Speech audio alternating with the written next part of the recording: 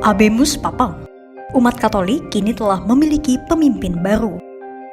Sosok tak terduga muncul dari balik tirai merah balkon Basilika Santo Petrus. Ya, dialah Robert Francis Prevost, Paus ke-267 yang memilih Leo sebagai nama kepausannya. Kini, tata suci Vatikan resmi dipimpin oleh Paus Leo ke-14 yang menggantikan mendiang Paus Fransiskus. Seperti pepatah lama mengatakan, "He who enters the conclave as a pope will leave it as a cardinal." Artinya, siapapun yang mengikuti konklav sebagai paus akan keluar sebagai kardinal. Alias, sosok yang kerap dibicarakan sebagai papabile atau dianggap sosok potensial, justru kerap tak terpilih menjadi paus. Terpilihnya Paus Leo ke-14 tentu mengejutkan, mengingat namanya jarang dibicarakan. Lantas, siapa sebenarnya pemimpin baru umat Katolik sedunia, Paus Leo ke-14?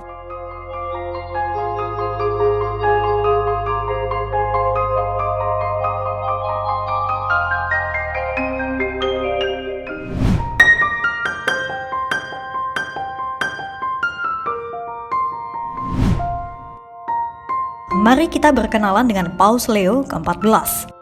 Paus Leo ke-14 lahir dengan nama Robert Francis Prevost pada 14 September 1955 di Chicago, Amerika Serikat.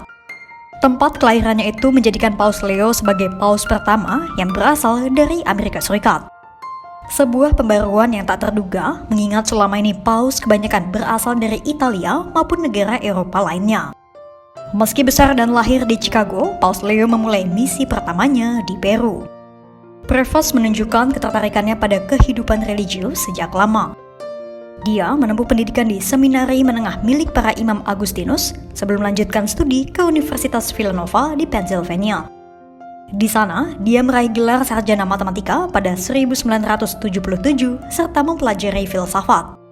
Pada tahun 1985, dirinya menyelesaikan pendidikan teologi dan hukum kanon. Nyaris 1 dekade waktu yang ia habiskan di Peru sebelum akhirnya Paus Leo kembali ke Chicago pada tahun 1999. Paus Leo kemudian memegang posisi sebagai Prior Provincial di Midwest, Amerika Serikat. Bertahun-tahun kemudian, tepatnya pada tahun 2014, Paus Fransiskus memanggil Prevost kembali ke Peru untuk mengisi jabatan Administrator Apostolik di Keuskupan Chiclayo. Prevost kemudian diangkat secara resmi sebagai Uskup Agung Emeritus Chiclayo, Peru pada tahun 2023. Ini adalah puncak karir Prevost dalam karir imamatnya. Di tahun yang sama, Prevost juga dipercaya memimpin Departemen Uskup yang berperan penting dalam memberi nasihat kepada Paus terkait pengangkatan uskup baru. Posisi itulah yang kemudian menjadikan Prevost dianggap sebagai sosok yang menanggung kepercayaan besar dari Paus Fransiskus. Pasalnya, Departemen Uskup adalah salah satu departemen paling penting dan berpengaruh di Vatikan. Pria berusia 69 tahun ini memiliki kedekatan dengan mendiang Paus Fransiskus dan menjadi sosok kepercayaan. Puncak karir Paus Leo ke-14 pun sedikit banyak dipengaruhi oleh Paus Fransiskus.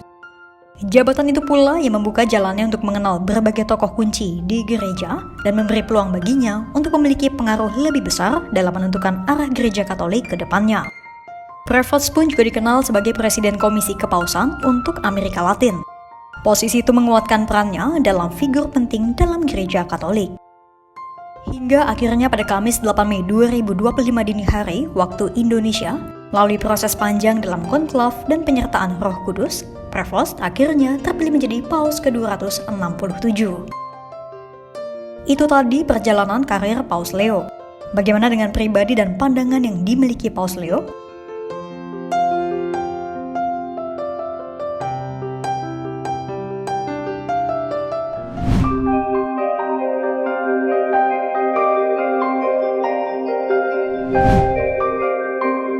Paus Leo dikenal sebagai sosok moderat. Dalam artian, secara doktrinal ia cenderung konservatif. Sementara secara pandangan sosial, Paus Leo cenderung dianggap liberal. Terpilihnya Paus Leo menjawab harapan para pendukung Paus Fransiskus yang reformatif dan menakodai gereja Katolik Roma ke arah yang lebih terbuka dan inklusif. Visi Paus Leo pun hampir serupa dengan Paus Fransiskus. Dalam kepausannya, ia ingin agar gereja bisa membangun jembatan serta dialog.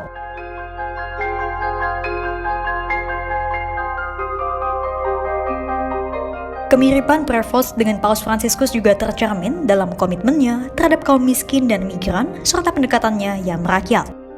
Paus Leo pada tahun 2024 sempat menyampaikan bahwa seorang uskup tidak seharusnya menjadi pangeran kecil yang duduk di kerajaan.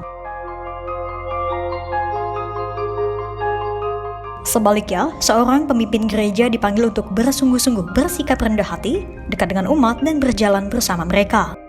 Selain itu, Paus Leo juga dianggap memiliki kecenderungan pastoral kuat, pandangan global yang luas, dan kemampuan menavigasi birokrasi Vatikan yang rumit.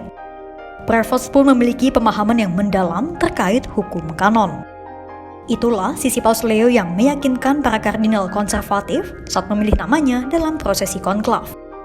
Secara kepribadian, surat kabar Italia, La Repubblica menyebutnya sebagai orang Amerika yang paling tidak Amerika karena tutur bahasanya yang tenang dan rendah hati alias soft spoken. Prevost juga kerap digambarkan sebagai pribadi pendiam dan hati-hati.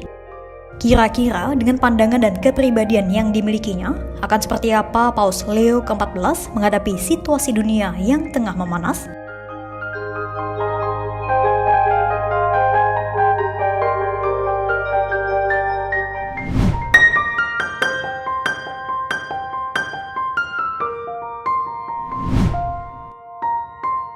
Ini adalah saat-saat yang menantang bagi Paus Leo ke-14. Pasalnya, dunia berharap kepemimpinannya bisa membawa perdamaian di tengah konflik geopolitik yang berkecamuk terutama di Gaza, Palestina. Sebelumnya, mendiang Paus Fransiskus memberikan perhatian yang besar kepada nasib para warga Gaza di Palestina. Bahkan, sejak perang pertama kali pecah pada 7 Oktober 2023, Paus Fransiskus selalu menelepon para pemuka agama di Gaza setiap malam. Paus Fransiskus yang terkenal mengungkapkan pikirannya secara terang benderang, bahkan juga pernah mengecam Presiden Amerika Serikat Donald Trump yang ingin mengambil alih wilayah Gaza. Perhatian yang diberikan Paus Fransiskus menumbuhkan harapan dari warga Gaza agar Paus yang baru memiliki hati yang sama seperti Paus Fransiskus. Dan terpilihnya Paus Leo rupanya mendapat sambutan baik dari warga Gaza, mengingat kemiripan yang dimilikinya dengan Paus Fransiskus. Tak hanya warga Gaza, Hamas pun berharap Paus Leo bisa meneruskan jejak Paus Fransiskus dalam bersikap. Selain isu Gaza Palestina, Paus Leo juga harus menghadapi tantangan perubahan dunia yang semakin sekuler.